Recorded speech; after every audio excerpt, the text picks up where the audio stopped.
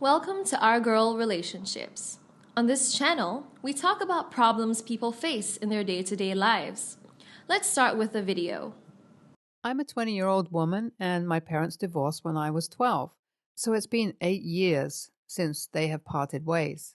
Well, for this reason, my dad was an alcoholic gambler and my mom was way too much concerned about her clothes and jewelry than the house and kids. My parents had a total of 3 children, including me. When they divorced, my baby sister was 7 and brother was 4 years old, respectively. So, of course, they won't understand about this stuff and they didn't really need to. After the divorce, when it was time for the parents to get custody, my mom had my brothers and sisters full custody, and I was expected to live with my father. I didn't want to, so I refused to pick a side when I felt my mom preferred my other siblings and my father not really showing any interest in my life. When I was asked about what I wanted, I went on and started living with my grandparents, and my father was supposed to send the money to take care of me. My grandparents were really old, so my grandpa died after 2 years of me starting to live with them, and my grandmother started taking care of me all by herself. They never abandoned me or behaved mean to me, so I liked it there, back in my hometown. It was a very small area with nothing much being there, but it was peaceful. I did miss my parents a lot. I really loved them, and even at 12 years old, I made sure to do my best to have problems between my mother and father solved. But nothing changed except that they started thinking of me as clingy glue, who's selfish enough to put her own desires and not think of their happiness, which really hurt me a lot. But my only motive was to get my family together and live happily. I just didn't want to pick a side and make the other feel bad about themselves, and I was angry too at them for not putting me first. Even after everything, they were really mad at me, and they still are. My father has stopped sending money because I'm over 18 and I can take care of myself. And it's okay. I have a job and grandma isn't broke either, so we manage. We have the support money saved for my college, so everything regardless, we're really going strong. This weekend, my cousin's sister got married, and marriages are huge in my culture. So even though we're not their immediate family, we were invited, and Grandma really wanted to go because she is really old, and it's best for her to live life to her fullest and get a break that she hasn't had ever since my grandpa died. We get ready to leave for the city. In the midst of everything, I completely forgot about my parents being present there too long with my siblings, whom I haven't seen in years. We reached the city one night before and stayed at a hotel for the night. It was a really nice break for both me and my grandma, and little did I know that it was just the calmness before the storm. Next morning, we got ready and left for the wedding. I see my parents there. A single teardrop left my eyes. They were talking to each other, all smiley and giggling and looking around things. My little brother, who's 12 right now, went past me and didn't even recognize me, and it was okay. Running after him was my sister, and she's grown up to look like a model, and I'm so proud of her for taking care of my brother. Assuming she's only 16, she looks so grown up, and her voice sounds more mature.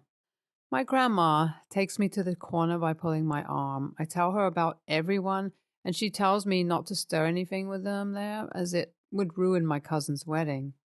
After a while, when the wedding's done, during the reception, my mother bumps into me and immediately recognizes me and takes me to the side to have a talk with me. I can see her wearing the same wedding ring as she used to wear before. It was kind of weird to see her wearing that ring. She wasted no time and asked me about why I was there. I just prepared myself to take her rude comments to me.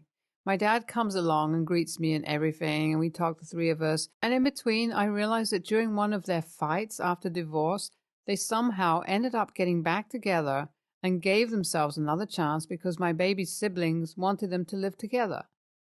Here's the thing, used to tell them the same thing, but my opinions were never considered. Ever. But my baby siblings' one request was enough. Honestly, this whole conversation made me want to die and think of myself as a failure even more. And my parents' snarky comments about me abandoning them and not being there with them when they needed me the most really, really broke my heart.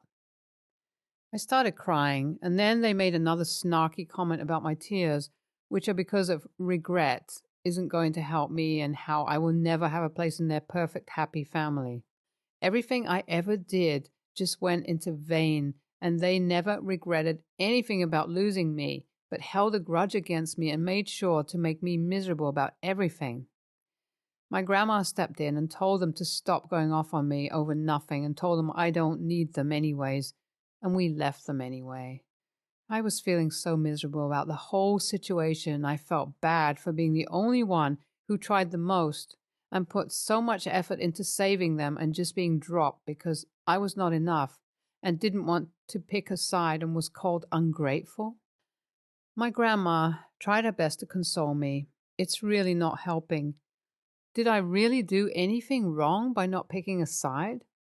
Would I have made it a difference if I had tried a little harder? I just keep on asking all these questions to myself and not getting any answers to any of these. It's just messing my mind up so much, and it all feels so difficult to live with. Let me clarify this. Me and my grandma don't struggle financially, and no, my siblings and I didn't interact much, nor do I blame anything on them or hate them. We used to be really close when we were younger, and yes, I haven't spoken to them much either, so it's normal for them to forget about me and not really care about me much. And as my grandparents were really protective of me, I never really went out, nor did I have anyone else to confide in, so it's just me and the wine. My parents came over yesterday. My grandmother was the one who told them to come along, and they did. She made us all sit together and asked us to talk and try improving the situation. She pointed about everything I went through, all the way during high school, the bullying and my mental health and everything. And I can see a little bit of sympathy in their eyes for me, but not that it made a difference, but whatever they knew went in my life because of their absence. And they defended themselves, saying I was giving a choice, but I didn't make it, which seemed so ridiculous to me that I snapped and started crying and told them how much I tried to keep them together and everything, but it didn't work anything out, as they said that they would always feel betrayed by me and never be able to form any emotional bond with me anyways. My mom made sure to point out how all their problems started after I was born and got better after I left, so maybe I was the problem in everything. At that point, I was completely done with any communication with them. Till I die, I will make sure that they never get anywhere near me and stay away from everyone. I don't care if I'm being impulsive. I just want peace. So, my sister reached out to me after hearing about all this from our parents, and they didn't tell her, but when they were discussing it, she felt like she should help me out. And more importantly, she knew a different story from my parents about how I made them choose between me and my other two siblings.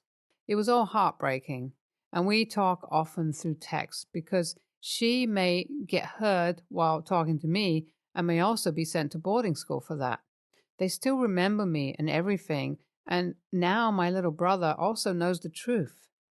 And the reason why they got married again wasn't for love or something. My dad lost money and needed my mom's family support, and her family needed connection. So, for mutual interest, they got married to each other. And my father has also cheated on my mother multiple times, but she doesn't care because so has my mom. They like their messed up life together, and nothing can really help them out of it. And my sister claimed that she also tried to fix things but failed. We both consoled each other and ended up being each other's best friend and supporting one another. Auntie A and these people who are supposed to be your parents don't deserve anything in life, and after reading the second update, I know why they were married in the first place. Negative attracts negative, I guess. Please take up therapy and heal from all those childhood wounds inflicted upon you. And here's a piece of advice for you from my therapist, as I went through something similar in my childhood as well. So it goes, You can't heal in the same environment where you were hurt. Get out of your hometown. Live your life and enjoy it. There's so much to see and learn in the outside life, and everything will be okay eventually. Next story. In background, I'm a 33-year-old woman, and I'm a mom to Leah, 2, set to be married to Jim, 30, in a year. I work as a waitress. Jim is not Lee's bio dad. He hasn't been in the picture since he found out I was pregnant. My friend Sam, 32, female, married Kyle, 36, a month ago. Sam works as a school administrator. Kyle manages a warehouse. Fake names. We went to dinner. We're planning our wedding for 2023 and wanted to hear what it was like being newlyweds. They were going over everything when Sam mentioned children. She said that they were excited about trying for kids. I asked her what she meant, and she said that now that she has a house and is married, she can finally start, which they have. I told her having a house and a husband didn't mean that she shouldn't have started. TBH, I wasn't aware that she wanted kids. Her wedding was child-free, and she never jumps into conversations in our friends group when the topic is about kids. She said that she wanted to bring kids into the world when she had a healthy relationship and a house with a yard for them to play in. She said the house that they have now and moved into last year is big enough for 2 to 3 kids. I said being married doesn't mean the relationship is healthy. She said hers is, and I told her it is now, but divorce rates are high and that if they split, she'd be on her own. Kyle said that I was assuming too much. I said I wasn't, but they should think about what if it doesn't work, because that's what's happened to me. I went on to say that I love Lee, but no amount of planning could have prepared me to be a single mom. Sam said, "Well, I'm not you," to which Kyle muttered, "Thank God." Jim told Kyle to be respectful. Kyle said that he wasn't the one being disrespectful at the table. I said that if my comments hit a nerve so easily, then maybe it was a sign that they knew I was right and had a point. Sam asked if I was mad that she chose to wait for the right man to come along to produce a child, and I didn't, and that I was speaking more through regret than personal experience. I told Sam I do not regret Lee, to which she said, "No, but it certainly sounds like you regret the timing." I said the timing was fine and that I was doing fine caring for Lee, but then Sam brought up my financial issues I was having with my job. I told her not everyone can go to grad school and work when they have a family and a relationship. Sam was single for 3 years before meeting Kyle. Sam told me that was her point, that she had different priorities than me, and that's why she is where she's at and I'm stuck where I'm at. The check had already been paid, so Jim said we needed to get home to relieve the babysitter. I've told our friend group what happened, and they say that it was my fault for criticizing Sam for her choices. But I wasn't. One friend thinks Sam went too far with her comments about regret, but agreed that I sounded jealous of Sam. I'm not. Jim's family and my parents agree with us. Though, AITA? I posted this before my shift and just got off. There's over 1,000 comments, so I can't respond to everyone. So here I am addressing some things.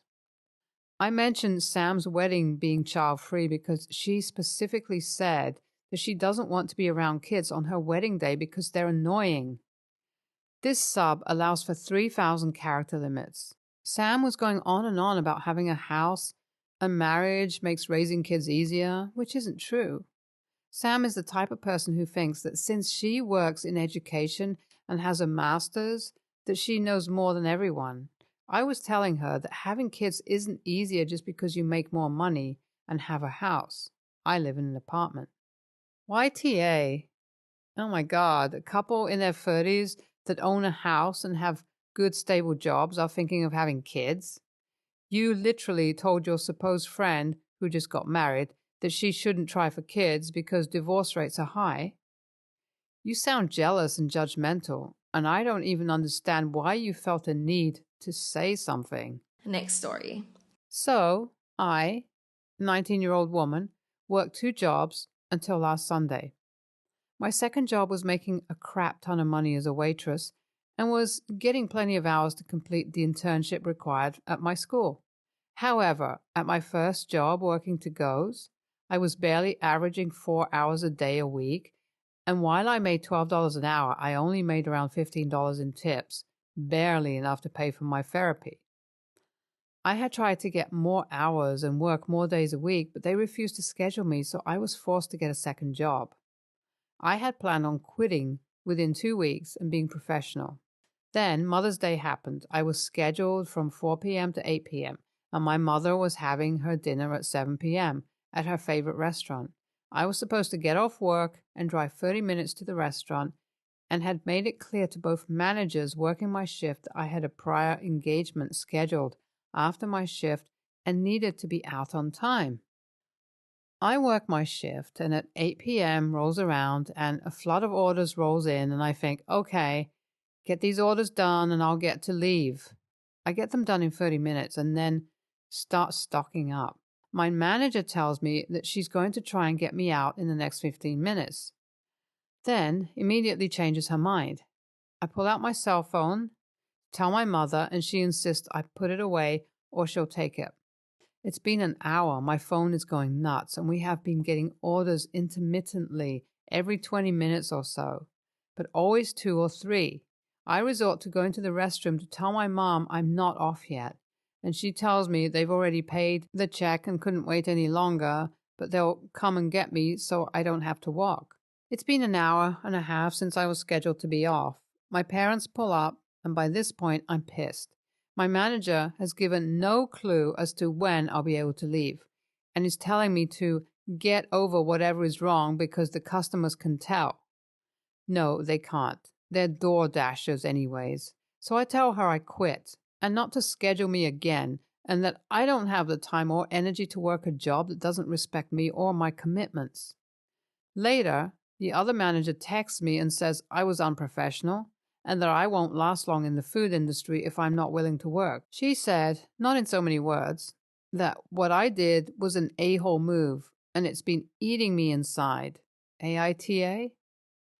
Thank you so much, Internet strangers. I appreciate all of you. I want to put it up here, since it's become somewhat relevant in the comments. I was scheduled to come in at 4, and they cut me anywhere from 5 to 8 p.m. In fact, the only shift I ever fully worked was Super Bowl Sunday.